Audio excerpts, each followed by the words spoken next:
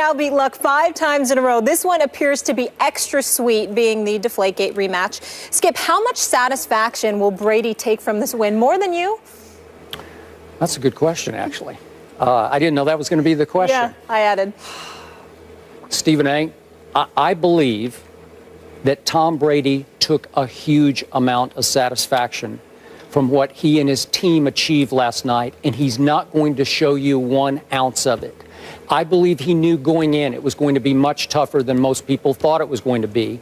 And I believe that going in, he did not want to make this his team's Super Bowl crusade game against the whistleblowing, sorry Colts that they were. I believe that he knew, yes, they were, the sorry Colts, but he knew all he needed was a W because guess what? Division rival Jets loom next Sunday. So he didn't want to get too high for this, even though his numbers say that he was quite ready for this because he goes 23 of 37 with, count them, 4 drop passes. 4 drops. He throws for 312 yards that easily could have been 350 yards. 3 touchdowns and 1 interception that was the most unfair interception, quote unquote, I think I've ever seen because obviously he hit Julian Edelman right in the hands and it's this and up in the air and it goes for a pick 6. And remember, he showed you, and he mentioned after the game that he showed you some pocket movement that you don't always see from the guy that is often ridiculed as the unathletic dork that a lot of people think that Tom Brady is. And I thought he was masterful in the pocket and occasionally moving out of the pocket last night. You're not going to give him that, but he was. And that was after he lost his 2nd left tackle. Most teams couldn't overcome this. 2 left tackles gone in back-to-back weeks. Are you kidding me? You throw some kid in the game who's never even played, they move him to right tackle, and then they just try to figure it out from there on. So sometimes Tom Brady is literally running for his life, but you don't know that because he's quicker and more athletic than most people give him credit for. But here's what I love the most about Tom Brady last night. We did not ever see Psycho Tom. He showed no emotion all night because I think he was fearful of being too hyped for that game. So he wanted to rein himself back in, stay under control in a hostile environment, and surgically carve up the Colts. And that's exactly what he did. No trash talk, no pointing. The only emotion they showed all night was Julian Edelman off the first touchdown, ran to the back wall and just fired it against the Colts. He spiked it off the Colts sign on the back of the stadium wall. We can see that right now. And in the end, I got to say this. The bottom line to this game, allow me, just indulge me this, was that the Patriots have a quarterback who's much better than the 4th-year Indianapolis quarterback. And I know Andrew Luck was supposed to be banged up shoulder going into last night. I thought he was throwing it just fine. I didn't see any pain in his shoulder. It didn't indicate itself in the way he was throwing the football. But I got to tell you, he's just extremely overrated. There's another big game that Andrew Luck came up small in. He was wild high a lot of the night. When it was time for him to make big plays, he did not make big plays. They had a 1-point lead at halftime, and through the 3rd quarter and much of the 4th, he struggled. That's the Andrew Luck. I keep saying, show me something if you're Andrew Luck, as in Luck, first ballot Hall of Famer. But in the end, I think Tom Brady felt extremely satisfied because they left town with a W, and they're still in perfect control to get ready for the Jets, not too high. I completely disagree with you about this, obviously.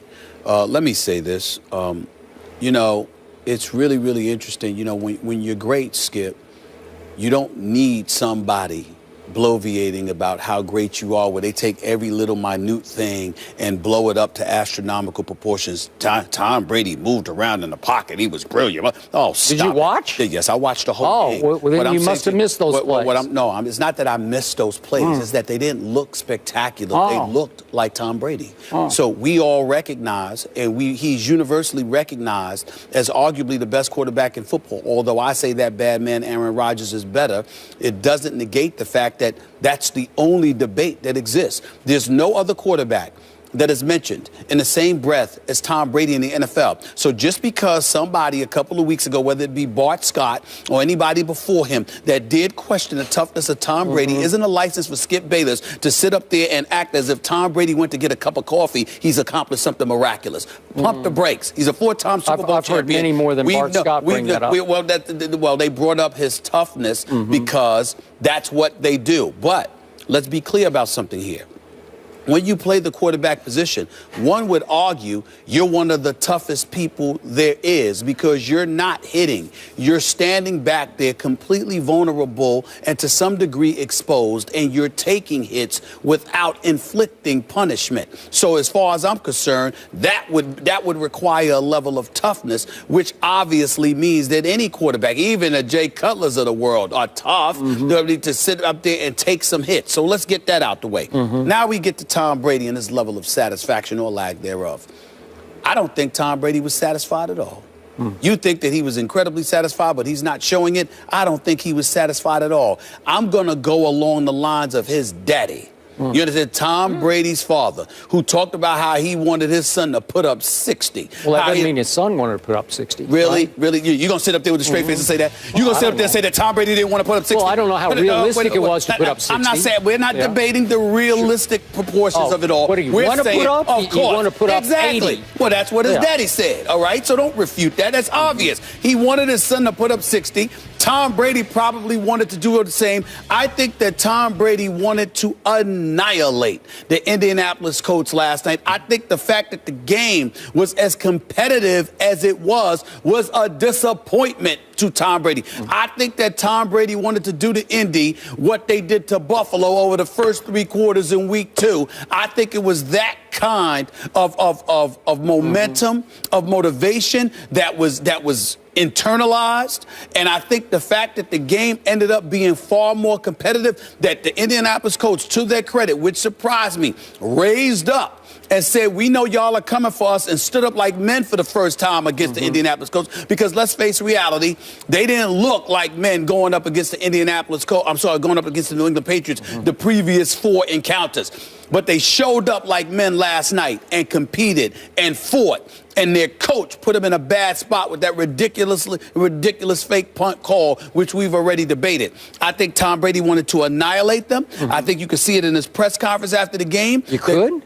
Well, I couldn't. That's what I felt. Well, you must be. That's what I felt. Mind reader. I look. Well, are you? No. Well, I mean, you look at people's and their body reactions. 1 minute you're a lip reading expert, another minute you're a body language expert. What did you see in his press conference? What I saw in a press conference was a guy frustrated. No, I didn't say that. I didn't say that. You don't. This is first take. You're not allowed to put words in my mouth. I do think that that's for where myself. you're heading, though. No, I think that I saw Tom Brady standing up there last night, and I saw an individual that just wasn't thoroughly impressed. He walked away with the win. He's happy about that. They're undefeated. That's the bottom line. But I really believed that he wanted to annihilate these boys. And the fact that they did not last night, I thought he walked away as somewhat disappointed. Did he do everything in his power to annihilate? Yeah.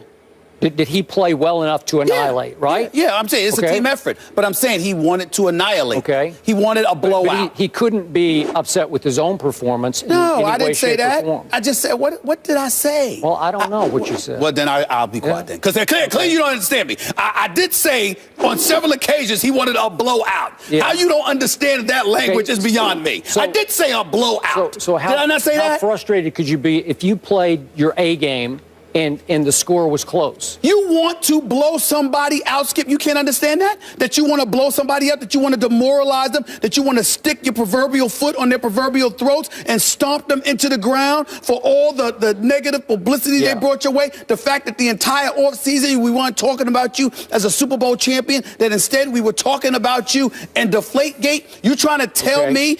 I'm saying, what? Tell me, you can disagree all you want to, but tell me what is difficult to comprehend about the fact that the man wanted an annihilation. He wanted to see your head down in the second quarter and the third quarter. He wanted to see you blown out. He wanted to see you beat down. He wanted to stomp you into the ground and embarrass you. How is that difficult to understand that he could have wanted that? Okay. How is that? Because if I knew it was going to be a close game, trust me, he knew it was going to be a battle. Okay. So the Patriots average just to win. The Patriots sitting up there. What was the average score they beat Indy by? 48-17. 48-17. Yeah. So 48-17, but he knew it was going to be he knew it was going to be a tight game. Because they're going to play what you just said. They're going to play with their pride. They're going to play like men. They're going to play to not be embarrassed. That's what they're going to do. And their coach embarrassed them. I've seen Rex Ryan bloviate and brag about pride and manhood and everything else that you wanted to sit up there and throw in an opponent's face, and Tom Brady go out there and annihilate them. Yeah. I've said, well, Tom Brady throughout his career has beat down plenty of folks who swore they would be ready for the Patriots, and they are ready. So all of a sudden, the encyclopedia on Tom Brady all of a sudden forgets that that doesn't apply to Tom Brady now. Here's why he took such satisfaction. Did you see what his coach did after the game as Tom Brady was leaving the field? I did not. Okay, for the first time that I can ever remember, maybe it's happened once before, but I don't know it, Bill Belichick went after Brady as he left the field to give him a quick hug. Well, he doesn't hug his quarterback on the field in front of the cameras unless it's a very special thing that has just happened. So he went and hugged him because he knew Tom Brady had done everything in Tom Brady's power to extract revenge on the Indianapolis Colts. And he did his part. He couldn't do any more. Their defense gave up some plays. They had this, they had that. They had the unlucky, they got some unlucky bounces on the pick six. But Tom Brady played a special football game without he's down to his third string left tackle, and you're not giving him any credit. I didn't say I didn't. First of all, I said nothing about not giving Tom Brady any credit, and I don't recall saying that Tom Brady didn't do his part. All I said was Tom Brady would have preferred a blowout. Okay. Tom Brady wanted, if you sit up there and you have a level of animosity towards a particular opponent for any reason, particularly in a physical sport that is football, if you have an opportunity to demoralize them, to beat them down, it is an opportunity that you would want to take. No one said anything about Tom Brady's performance. Nobody said anything about he didn't perform well enough. All I said was he would have preferred a blowout, and the fact that it didn't happen, he seemed a bit disappointed. We've seen him in post-game conferences where there's a little smirk, where he was laughing a little bit, where he was very comfortable, where he had demoralized folks. That didn't appear to be the case. I don't know the man, but that's what I saw. What you're missing is he is the leader of this football team, even more than Bill Belichick is the leader of this team. And he knows full well that you can't play your Super Bowl on some mid-October, late October Sunday night with the Jets coming up, unless you have a bye week. Maybe he would have been a little more emotional and demonstrative if they had a week off. But it's going to come quickly because they got to travel back on a late Sunday night game. Here come the 4-1 Jets. We're going to talk about this game a little later in the show. But trust me, that whole team was coached after the game to say it was just another game. It was almost laughable how everybody interviewed, Edelman, Gronk, it's just another game. Don't get too high or too low. The man was emotional in training camp. He was emotional in the preseason. He was emotional in the season opener. He was emotional against Buffalo. He was emotional against Jacksonville. But all of a sudden, he was reserved. We know they were coached. We understand that. We get that. These are the New England Patriots that we were talking about. I'm not debating that. I don't know the man. I don't talk to the man. All I'm saying to you is that based on the Tom Brady that I know, that I have watched throughout the years, I think he was disappointed because the victory wasn't as lopsided as he is accustomed to inflicting when an opponent annoys him. That is undoubtedly so because we have seen how he has reacted when challenged in the past. And I say if he had missed 7 or 8 passes and thrown a couple of picks and played the way he did against the Chiefs in Kansas City when they fell to 2-2 last year on Monday night, remember that? Then he would have been very frustrated and disappointed after the game. But you think he's very satisfied? Yes. Not so much. Would have liked more of a decisive win. Got the victory, right? 2009, the last time the Colts beat the Patriots, so Luck didn't get the monkey off his back, but Cam did. Cam Newton goes Superman against the Seahawks in Seattle, but did the Panthers win it